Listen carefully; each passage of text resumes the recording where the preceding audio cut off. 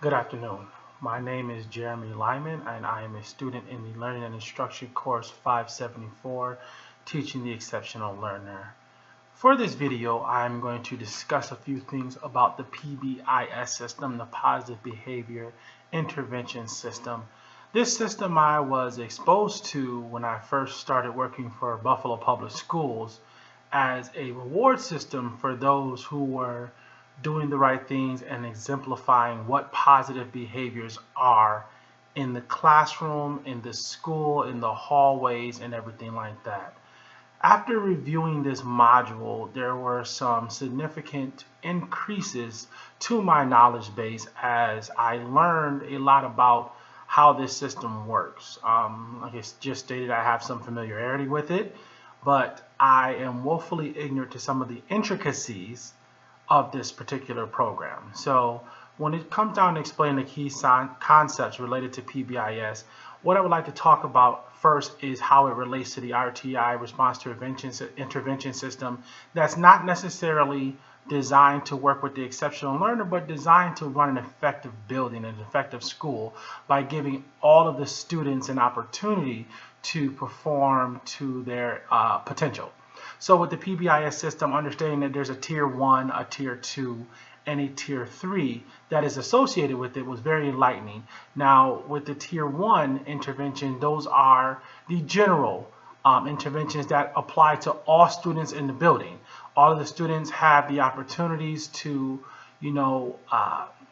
perform well or have good behavior in their classroom. So the tier 1 of PBIS would be the classroom management, classroom expectations, rules, procedures, things of that nature, and then also for the building. Case in point, at my current institute of education I work at, MST Prep, the principal every day does a 4 P's, be prompt, prepared, and professional.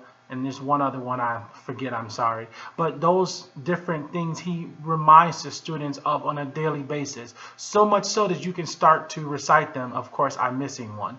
But you can recite them because he says them on a daily basis. Just, reminding the students and giving everyone an opportunity to, live up to those expectations that he is asking of the students in the building. Then, that would suffice in essence for tier 1. It's something that the entire school can adhere to. Then you have the tier 2, which are more of a, you're starting to see some of the issues, so you want to prevent them before they get to that point, that preventative. So you've identified a student who is starting to, show signs of agitation or acceleration, using some of the vernacular from this module, and you can head it off. You can make sure that you provide them with the resources and the intervention so that the student can still remain successful, but at the same time we start to make sure we address some of these issues. So it's more of a personal touch, more of a personal response to these type of things, to make sure that students have those support systems in place so they can return to the tier 1 interventions, which we just spoke on, are universal for the entire building. And then when you get into the tier 3, that's when you start to see those students who are not responding to tier 1 and tier 2. It's a more individualized approach. If the student has an IEP, that's when you start to see some of the school psychiatrists and other members of the CSE team or the intervention team of social workers and other professionals and organizations that are outside of the building start to get more developed plans, like a BIP plan, or having the interactions that a student has calculated to see what's maybe the issue, what's going wrong, how do we fix it. Just looking at that next level, the more intense intervention that can help a student bring themselves back down to 1, but really performing those assessments and getting the information and reflecting on those and putting plans into place to help students be their most successful. So when you look at PBIS and you start thinking about what it actually does, a lot of the times it really just gives that general feel of expectations and how things are supposed to transpire on a daily basis. If a student is unsuccessful, you move to the next level where you start things like a check-in and check-out program, where it's not too far past the first level, but there are some things that if we head them off now, we still have the potential to grow, which ultimately leads us to tier 3, where there is, if we've passed that point where check in and check out and other things, other programs like that aren't working, we start bringing in outside entities, outside organizations to help evaluate our students and say, okay, what's going on? Because there are some things that happen inside of the school. There's some things that are brought in from outside of the school that we always don't know of. Case in point would be students that I worked with a few years ago. They came in first thing in the morning, they were angry. They were so angry first thing in the morning, all you said was good morning. That's a common expectation. If I say good morning, you say good morning back. But a lot of the students would, respond negatively. Come to find out there are things going on that happen on the bus. There are things that are happening at home. When you have, pre-K and first grade students who are, or pre-K, K, and first grade students that might be acting out because they come into school and they're brought in by parents who reek of marijuana or other type of, things that they may smoke. That affects a child and that causes them to act out, and this system allows us to reward them if they can handle it and support them if they cannot. It doesn't matter what age they are, doesn't matter their situation. Our job is to support our kids, and this program is a beneficial program for that. Now, some of the module work that I've noticed is kind of difficult as a librarian to implement because we don't see students on a regular basis.